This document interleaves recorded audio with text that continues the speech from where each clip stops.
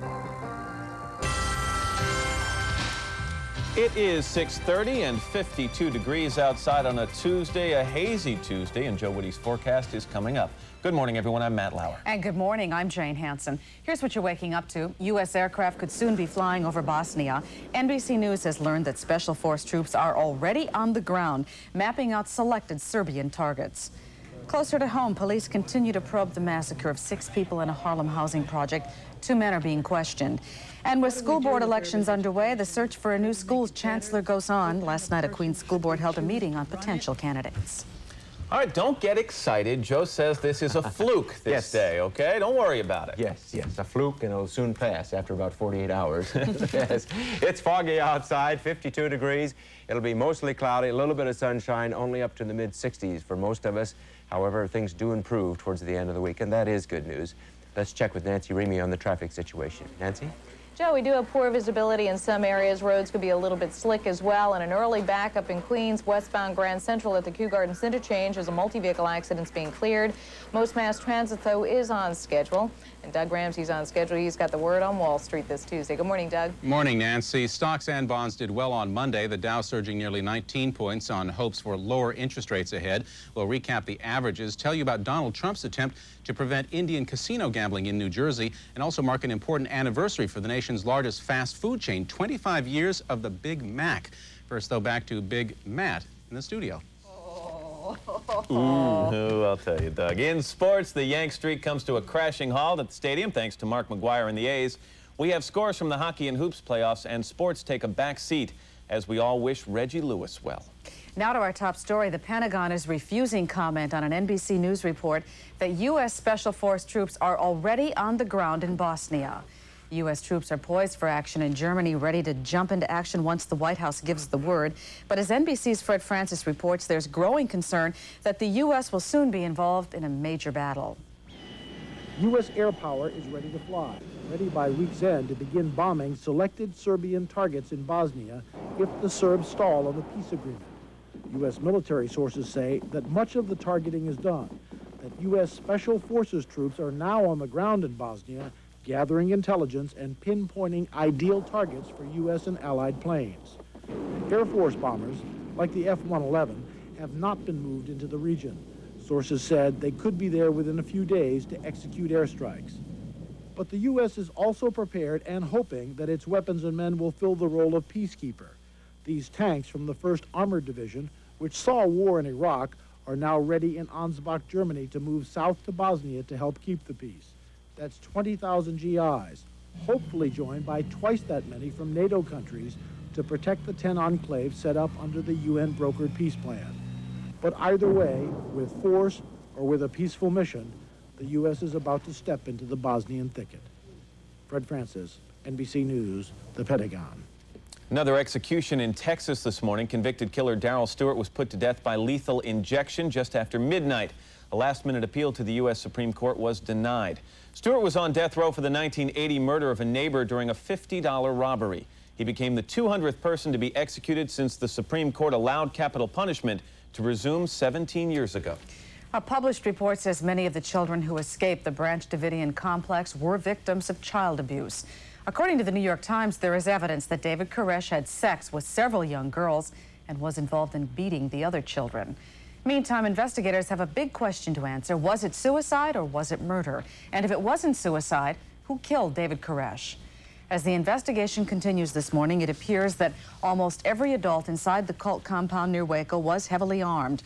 Koresh was identified as among those who died of a gunshot wound to the head. It was a high-velocity weapon, and it was in such enormity, if you will, that it had fragmented a lot of portions of his skull. So that's why a lot of reconstruction had to be accomplished in order to assist in the ID. Authorities won't say whether a gun was found near Koresh's body, but they say many of the cult members were killed by gunfire before their bodies were consumed by flames. In Los Angeles, people are reeling this morning from a fire tragedy. 9 people, including 6 children, have been killed in a fast-moving blaze. 40 people were injured, some by jumping out of windows as flames raced through the housing complex. Many of the victims were found unconscious in the hallways. Firefighters say they were piled on top of one another. The cause of that blaze remains under investigation at this hour. And closer to home, police say a fire was set to cover up the massacre of 6 people in an East Harlem housing project. 2 men are being questioned, and as Pablo Guzman reports, neighbors of the victims are puzzled over their deaths. The fire department thought they were responding to a routine run on the 2nd floor of the Jefferson Projects at 115th Street off 1st. They had no reason to believe it was something more. There wasn't much smoke, and the first people they found were still alive. But as they brought people out and cleared the smoke, they quickly found this was no simple fire. There was a lot of blood previous to us putting water on the fire. It was slippery, and so we knew something was going on. The bodies appeared to be, for some reason or other, unable to move. It would indicate that with the volume of fire that they should have been able to at least exit or try to get to the door. So. Killed were Maria Rodriguez, 27, and her 3 children, Bill Getz, 11, Jennifer Getz, 5, and Linda Javier, 18 months. The children's grandmother, Bienvenida Rodriguez, and her boyfriend, both in their 50s, were killed also. All but the baby girl had wounds of various kinds, some from stabbings. The 18-month-old girl may have been killed by the smoke from the deliberately set fire. Well, we have evidence of lacerations on the head of one of the victims, and it's a possibility that some of them may have been garroted. At the time of this report, detectives were questioning someone they would not yet call a suspect. For that, they needed hard information from the medical examiner, and that is expected this morning. From the 23rd Precinct, Pablo Guzman, News 4, New York. Here is today's segment in the never-ending saga of Amy Fisher and Joey Buttafuoco. Buttafuoco and his wife, Mary Jo, were in court yesterday for a hearing into Joey's statutory rape charge. Because Amy said in her book that she had sex with a Nassau County judge, Joey's lawyer wants all of the male judges to recuse themselves from his trial. He says his client wants a female judge or a male judge from another jurisdiction. Meantime, in White Plains, an ice skating instructor who jumped bail on a sexual abuse charge says he did so because his antidepressant medicine was no longer regulating his behavior. Steven Savino's lawyer told him to plead innocent. What he informed me was that simply the medication that he was taking ceased to be effective. He became totally depressed, unable to function, and just couldn't get himself to appear. Savino is on a suicide watch at the Westchester County Jail. This morning's dressing tip, possibly a jacket on the way to work this morning. Not as warm as yesterday. No, not quite. In fact, we have a little bit of a cool breeze from the ocean bringing in some fog. So if you live right along the coast, possible airport delays early this morning at JFK and LaGuardia. Outside, let's take a look-see at the live shot. There it is, fog, and it is 52 degrees. Cloudy skies with some fog, especially along the coast. Satellite loop says, oh boy, we've got quite a bit of cloudiness down off to our west and south, and it's all sweeping to the north. Had a good clip, and behind that with some rain showers. On the overall situation, the U.S. satellite photograph says there is a storm centered in the Ohio Valley and a snowstorm in the western Montana Rocky Mountains. Up to a foot of snow here, midsection of the country, pretty good shape for travelers. For us, getting back home, basically it's going to be a mostly cloudy day. High today only 64. A little bit of a sunshine increase in the northwestern areas could put them up to 71. Morning fog because of those southeasterly winds bringing in cool marine air. And right along the coast, highs only about 60. Wednesday, mostly cloudy, about a 30% chance of some showers. And on Thursday, we break out a little bit, but still a chance of showers, about a 1 in 3 chance. And then Friday and Saturday, right now, optimistic, looks like we'll be under that high pressure that's over the eastern, or the midsection of the country, in pretty good shape. So, yes, indeed, a sort of warm jacket might be advisable for this morning. As long as you can move those storms on out of here by the weekend, we're okay. We keep trying to do that, right on schedule, yes. Good. Thanks, Joe. Let's see how traffic's being affected this morning. Here's Nancy Ramey. Nance? Thanks, Jane. We have some early traffic trouble for commuters in Queens, specifically over on the Grand Central Parkway westbound side. A backup with bumper-to-bumper volume from the Clearview out toward the Kew Gardens interchange. Police are on the scene of a 3-car accident there, and the westbound LIE, meantime, is also tied up out from the Clearview through to the fairgrounds. Normal volume built up in toward the Elmhurst gas tanks. A little hectic now over at the lower East River Bridge crossings. Anticipated delay inbound at the Brooklyn Bridge. There's some police activity there due to an unauthorized banner that's hanging from the Manhattan side. Meantime, inbound upper deck of the Manhattan Bridge is also congested with volume out towards center span. From New Jersey, as you cross the Hudson River, 5 minutes over at the inbound Lincoln, 5 to 10 minutes inbound at the Holland Tunnel, and still clear inbound George Washington Bridge from all approaches on the Jersey side. Lastly, Jane, alternate side of the street parking regulations are in effect today. Trains and buses are rolling right on schedule. Jane? Okay, thanks, Nancy. On to the world of business now. Doug Ramsey has the latest on Donald's latest court battle. Doug?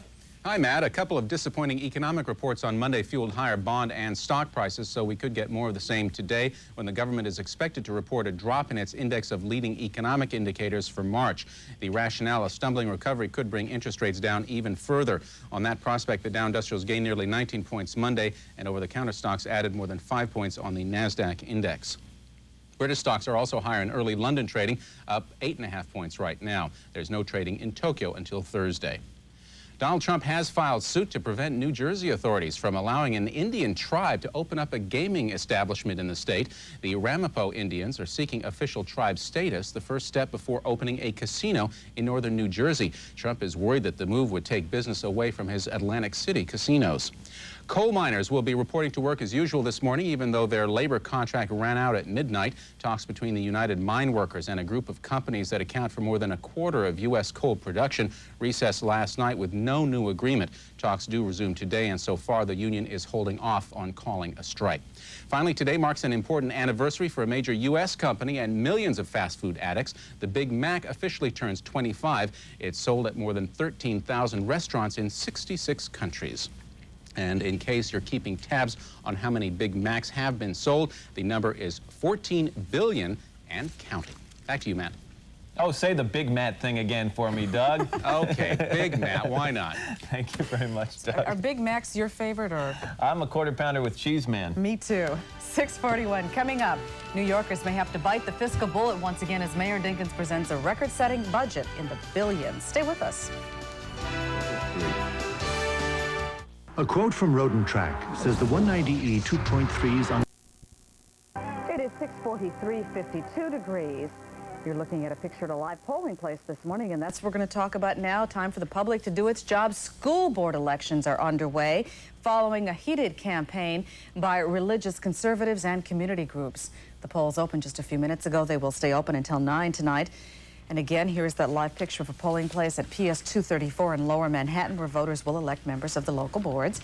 Pat Robertson's Christian Coalition has helped turn this election into a referendum on values in the schools. They've been distributing pamphlets in churches listing the positions of candidates on such issues as school prayer and sexually transmitted diseases. Meantime, the school system is searching for a new chancellor. The search panel heard last night from parents and interested parties in Queens.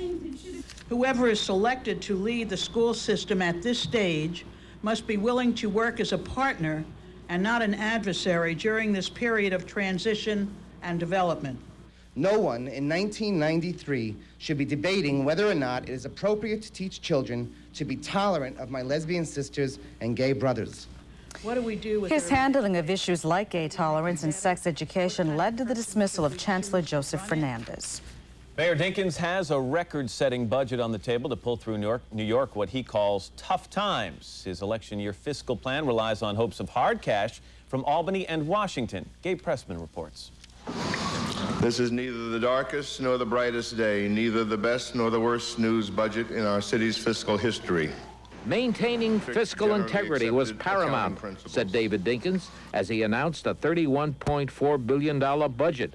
Reducing garbage collections, parks maintenance, ending the police cadet program, slowing down tax breaks for small businesses.